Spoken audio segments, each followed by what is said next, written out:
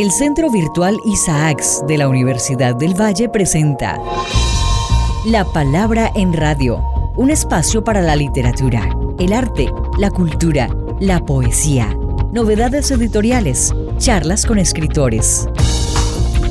La Palabra en Radio, domingos 10 de la mañana por Univalle Estéreo. Dirige y presenta Darío Henao Restrepo. La Palabra en Radio.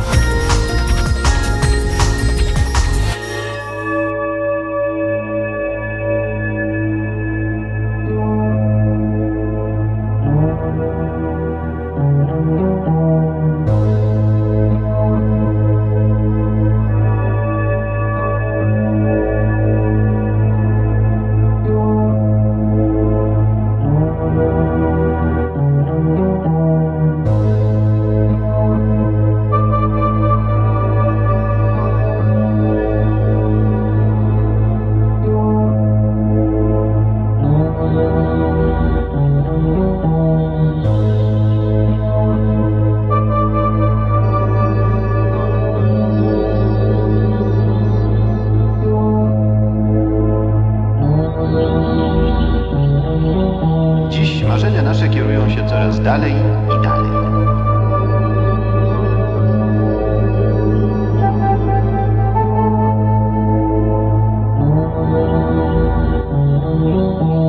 Tylko nieliczni jednak po latach nauki i ćwiczeń mają szansę otrzymać przepustkę przez tworzywo.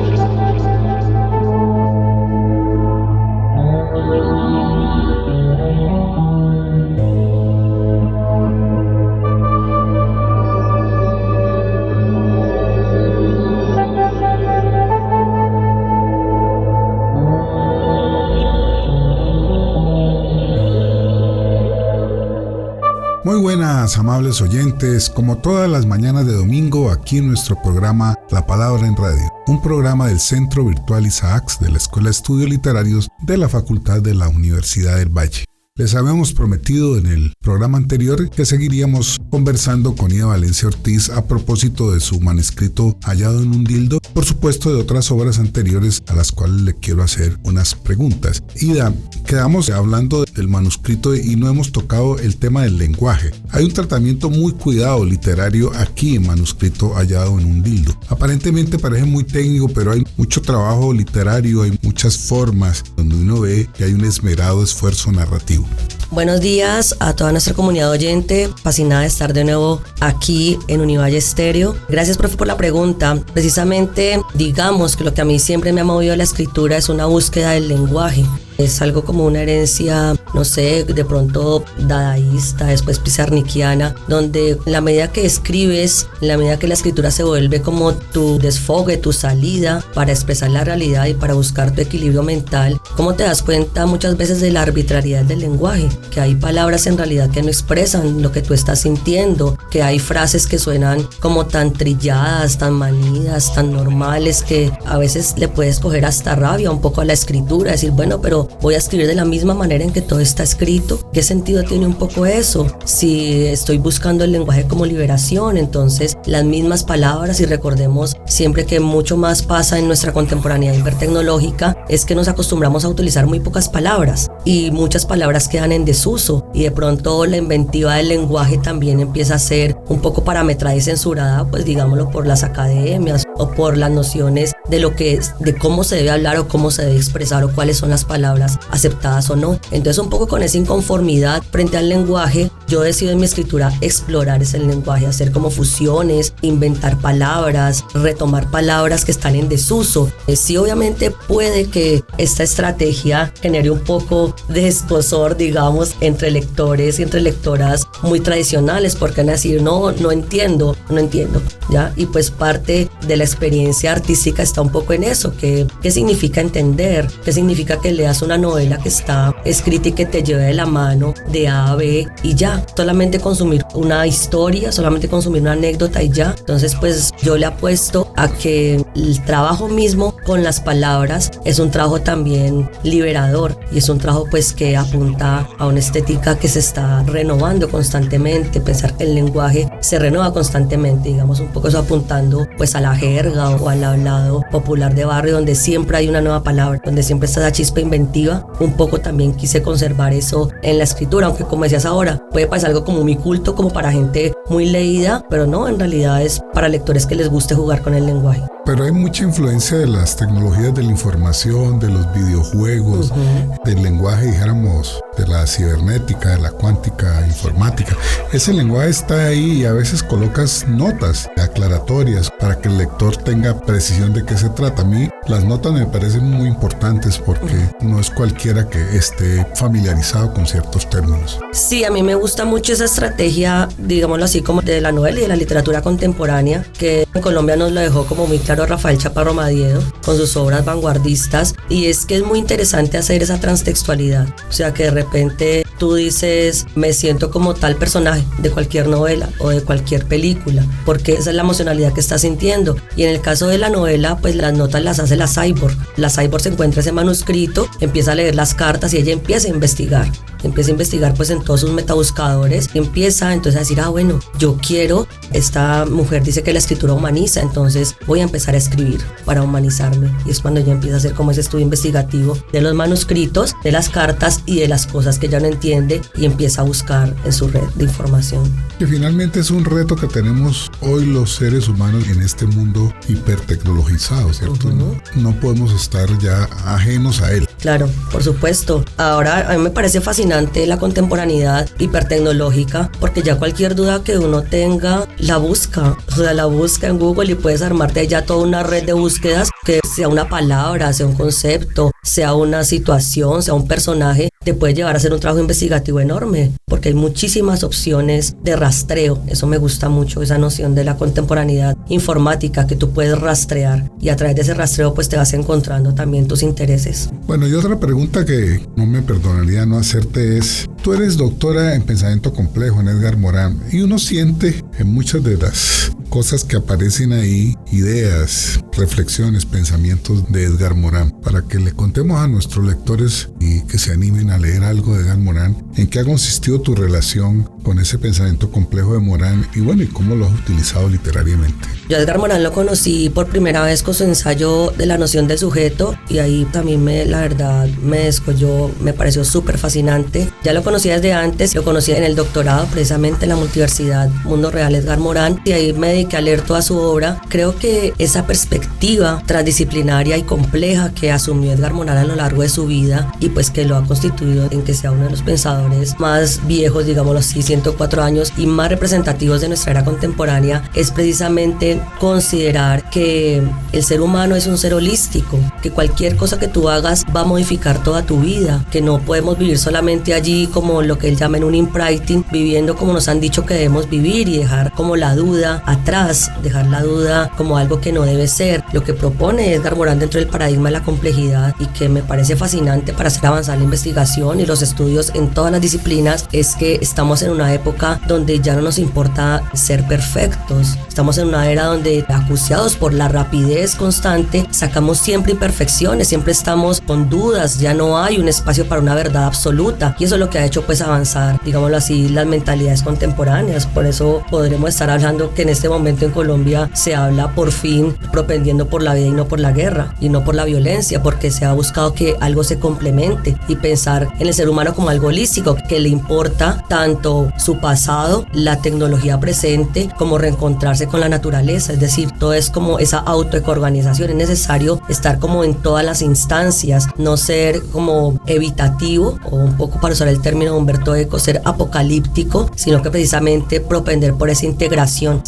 donde nos dice, bueno, es muy importante. Hay unos textos de Edgar Morin que yo los doy de leer mucho a mis estudiantes, que son los 7 saberes para la educación del futuro y enseñar a vivir, porque en estos dos textos, que son recientes, Edgar Morin decanta de una manera muy precisa y muy directa qué es lo que debe pasar con la educación en todos sus niveles. Es decir, ya la educación lo que debe entender y como tratar de promover es que sus estudiantes se cuestionen a sí mismos y que logren vincular todos esos saberes académicos con su vida cotidiana y su vida diaria, ¿no? Como complementar y saber que no hay por qué diferenciar, dividir, separar esa educación académica con la vida diaria. Creo que eso es muy importante, porque antiguamente digamos que teníamos personajes muy intelectuales, muy estudiados, pero que en la vida cotidiana eran personas muy torpes, que no sabían socializar, bueno, muchas cosas. Entonces un poco lo que Edgar Morán dice es eso, cómo lograr darnos cuenta que ahorita en esta contemporaneidad no nos importa tener verdades, o sea, como descubrir la gran verdad, hacer el gran invento, sino que nos importa es como descubrirnos a nosotros mismos, como en el interés de tener una calidad de vida más tranquila, con salud mental más acorde, como con una complementariedad más amigable con todo nuestro entorno, ¿no? Como más entre similares que entre diferentes. La relación con la literatura de todo esto, ¿de qué manera hoy concibes tú esa formación literaria que tenemos que impartir y en donde se vinieron grandes cambios?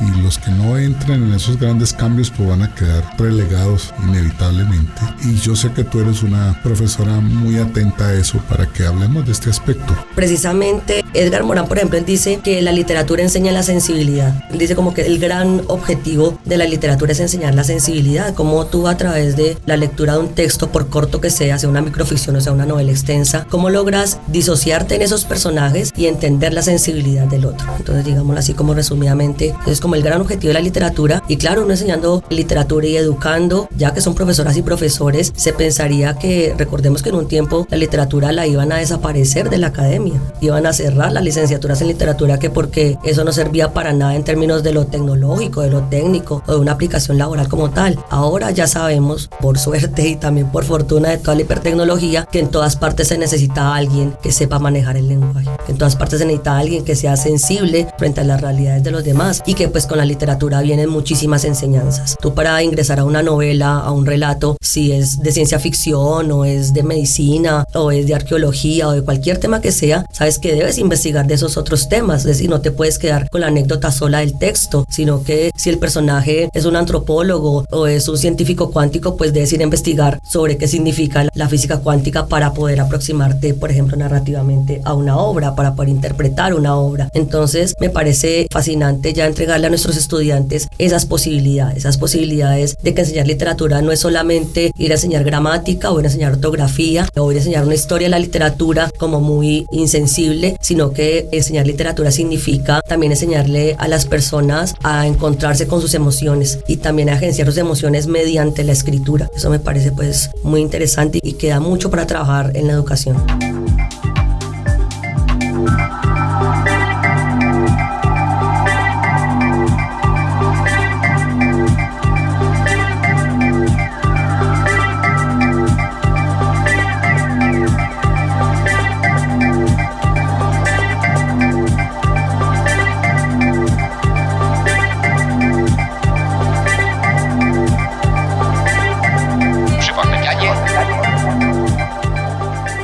Yo leí con mucha fruición en estos días a la madrugada, que me he vuelto un señor madrugador por la edad, Trampas. Creo tu primer libro es un libro muy autobiográfico, de alguna manera haces tú una intimidad muy bien manejada literariamente. Y ahí tú planteas algo que es muy interesante, que es los mutantes urbanitas, que es en donde estamos situados. Nosotros estamos situados hoy es en grandes ciudades, atravesadas por mil realidades, por comunicaciones, por normatividades, por procesos productivos, por los transportes, pero por todo lo que implica estar en una urbe. Para que nos hables de eso en tu percepción literaria, de cómo has elaborado, digamos, poéticamente, literariamente, ese concepto que veo muy fuerte aquí de mutantes urbanitas. Sí, gracias por la pregunta, profe, porque efectivamente Trampas es mi primera obra, es de microficciones. Ahí también me arriesgo mucho con el lenguaje, digamos, prescindir de la puntuación, por eso también se llama Trampas, para entregarle a quien lea la posibilidad de que le ponga su ritmo, porque eso es la urbe se construye al ritmo que cada quien la viva. Eso me parece pues muy interesante. Esa mutancia es porque, hablando un poco de psicogeografía de los espacios, cada persona, cada ser humano debe cambiar de roles y de comportamientos según el lugar en el que se encuentra en la ciudad y según cómo ejerza la urbe. Entonces ese transitar a mí me gustó mucho y me gusta mucho caminar la ciudad por diversos lugares a diferentes horas. Digamos que Trampas es como una gran recopilación de todos esos pensamientos y todas esas narrativas que surgen de caminar la ciudad y preguntarte, bueno, ¿qué significan estos espacios? ¿Qué pasa con esos espacios para mí? mí, para una colectividad y para una ciudad que ha cambiado muchísimo.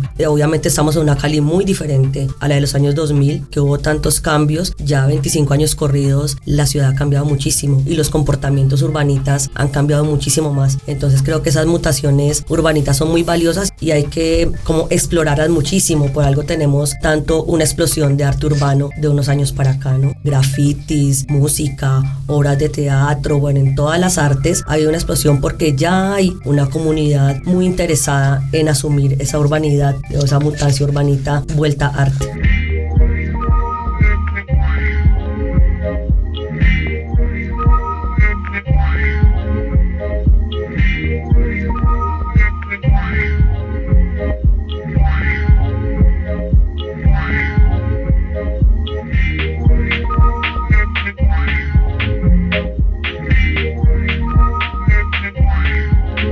Y vamos a un libro que me pareció que es de relatos, se llama Puntadas y Doble Hilo, que es muy interesante. Aquí encuentro uno de todo, pero una de las cosas que más me llamó la atención es cuando te metes con dramas de estudiantes, con historias de estudiantes, ya sea con la droga, ya sea con las relaciones amorosas, en sus conflictos familiares o de pareja. Es una perspectiva que tú has venido construyendo y elaborando también literariamente. Sí, en realidad toda mi propuesta artística, pensemos en la literatura, también la investigativa, la pictórica, la gráfica, la de videos, va apuntando como a una búsqueda identitaria. Creo que eso es una de mis inquietudes, preguntarse por cómo se construye una identidad humana en la era del internet, digámoslo así, ¿no? ¿Qué pasa con todo esto? ¿Cómo es necesario, claro, estar atento al hashtag del momento, estar atento a la tendencia del momento, más también estar atento a tus elucubraciones interiores, estar atento a tu pasado, estar atento a tu mundo onírico, que pues el mundo onírico es muy valioso para mi obra escrita. Por eso a veces de pronto se encuentran como historias como que no las ubicas, de pronto muy raras, es porque son también tomadas mucho del mundo onírico, que me parece que es algo que también uno como ser humano debe explorar muchísimo, darle como la importancia que se merece, ¿no? Ya bien decía Carl Gustav Jung que los humanos casi que pasamos mucho más tiempo dormidos que despiertos y que el mundo onírico nos revela muchísimas realidades, casi que siempre mucho más importantes que la realidad directa, porque en el mundo onírico es cuando el carcelero se duerme y el preso por fin puede liberarse y pensar y sentir. Entonces, atendiendo a ese mundo onírico, también pues considero que es muy importante allí intentar plasmar instantes y hacer como esa hibridación entre los diferentes mundos que uno como ser humano puede tener. Hay un que me gusta mucho, es muy fino, pero es lo autobiográfico tuyo. Hay algunas cosas, me recuerdan, me llevan como a cosas de tu infancia que no fue aquí en Cali, sino en Bogotá. Ajá. A tu madre, sí. De alguna manera tú siempre incorporas elementos autobiográficos muy bien metidos en la historia. Sí, me parece chévere precisamente como esa hibridación, ¿no? Además que también es algo tramposo, porque dicen, bueno, quien lo conoce a uno puede decir, esto puede ser de su autobiografía, pero ahí hay muchas cosas modificadas, tergiversadas, claro, agrandadas. Y sí creo que en esa búsqueda identitaria y en esa apuesta escritural sí me parece vital que uno recurra a elementos de su vida. Me parece importante esos elementos como más impactantes, porque también en la escritura uno deshace traumas, uno entiende comportamientos, entiende muchas cosas del pasado, asume retos, asume pérdidas. Entonces creo que también allí está esa ventana de escape.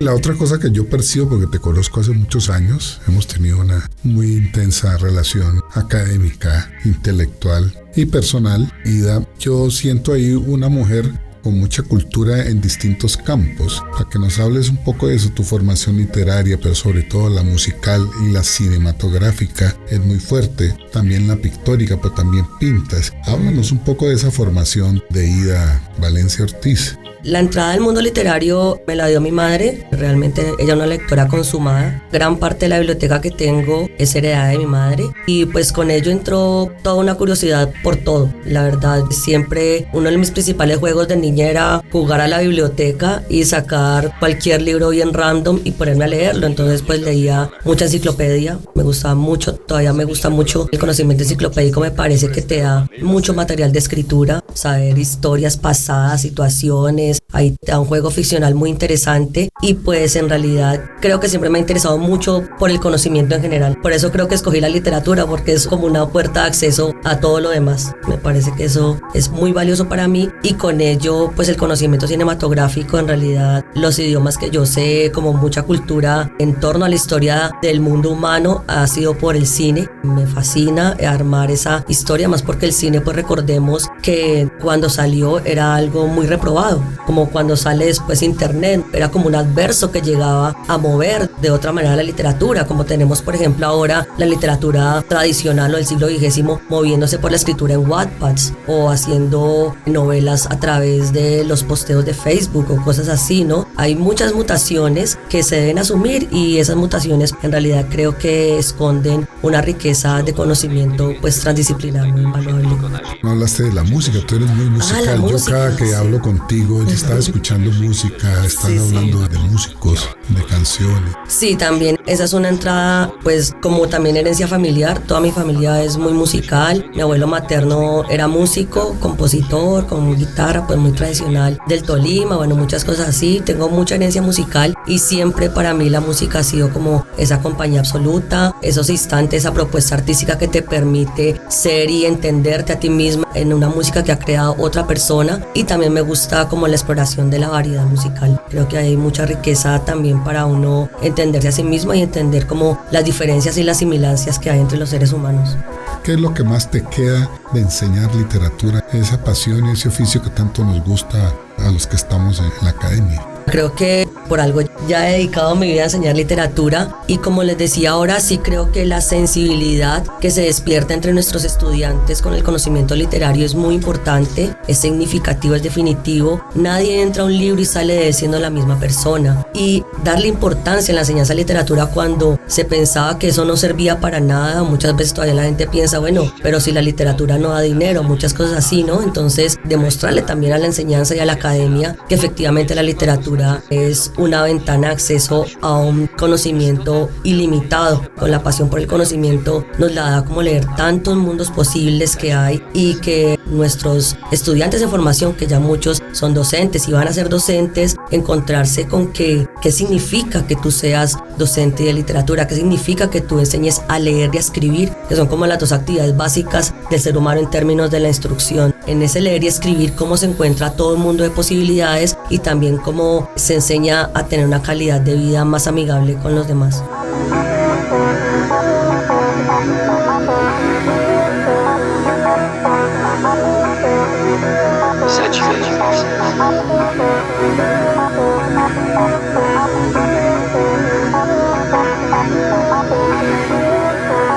Hablamos en el programa pasado de manuscrito hallado en un dildo. Quiero simplemente terminar en lo que tú crees provoca y ha sido como tu intencionalidad al escribir tu libro. Evidentemente es algo que busca incidir, que busca generar de pronto muchos asombros, muchos cuestionamientos también. Se habla del sexo de manera directa, se habla del sexo lésbico de manera directa, se habla de la menstruación de manera directa, y creo que busco un poco entregar una novela un poco diferente a lo que de pronto estamos acostumbrados en la ciudad, ¿no? Que siempre es como muy pegado a lo caleño, a lo que debe ser caleño, que siempre debe estar como relacionado con esos elementos comunes que hay en la ciudad que te dan esa identidad regional. Y pues Manuscrito hallado en un dildo busca conectarte más con esa noción de esa identidad planetaria, que es lo mismo, digámoslo en términos planetarios, una mujer en el 2025 que una mujer en el 19.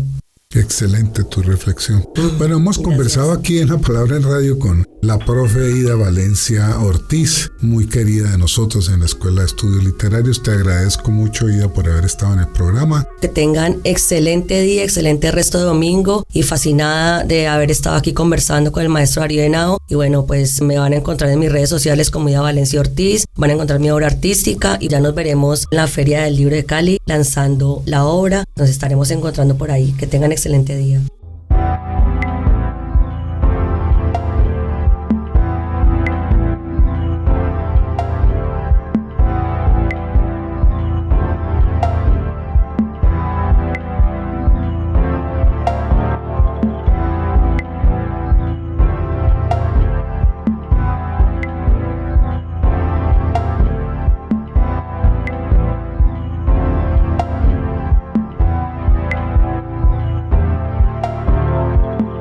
En nuestra sección musical recibimos con alegría a Aida Valencia Ortiz, quien nos trae una travesía sonora para sumergirnos en los paisajes y atmósferas electrónicas que habitan en su universo musical, donde lo orgánico y lo cósmico se entrelazan entre texturas electrónicas con sonidos que son a la vez un viaje entre lo vegetal y lo astral, un sello distintivo dentro de su discografía.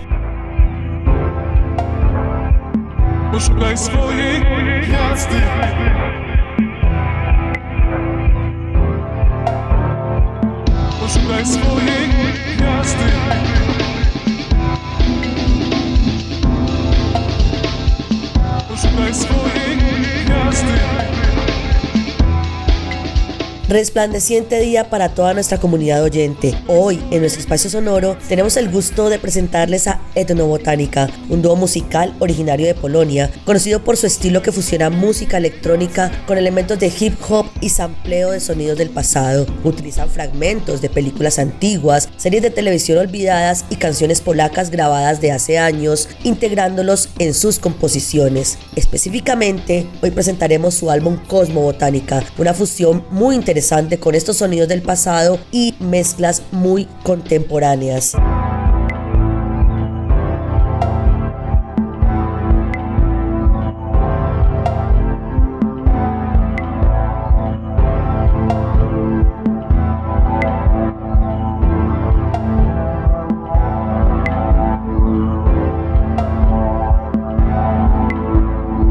En su álbum, tras dejar los huertos familiares y cruzar el bosque primigenio, lanzan nuestra mirada a las estrellas y más allá del horizonte de los sueños cósmicos. Cuando escuchamos Cosmobotánica, estamos a punto de volar, sabiendo que nos queda un nuevo lugar al que ir. Cosmobotánica es un viaje a los cielos y también, como es habitual en estos artistas, a un reino de la nostalgia. Encontramos fragmentos familiares de películas, series, canciones antiguas, polacas, que nos guían hasta allí y también nos conectan con este presente hipertecnológico. Así que disfruten la banda del día de hoy, Etnobotánica.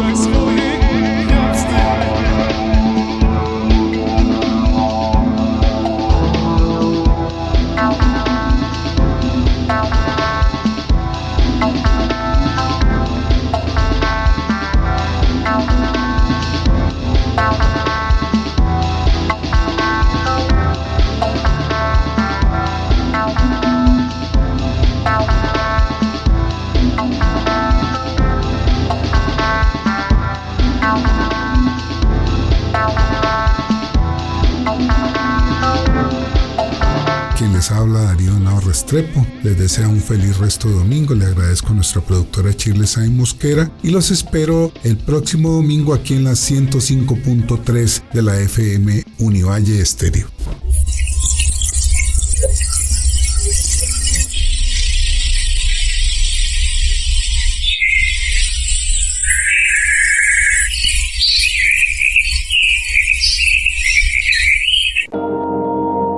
El Centro Virtual Isaacs de la Universidad del Valle presenta La Palabra en Radio, un espacio para la literatura, el arte, la cultura, la poesía, novedades editoriales, charlas con escritores. La Palabra en Radio, domingos 10 de la mañana por Univalle Estéreo.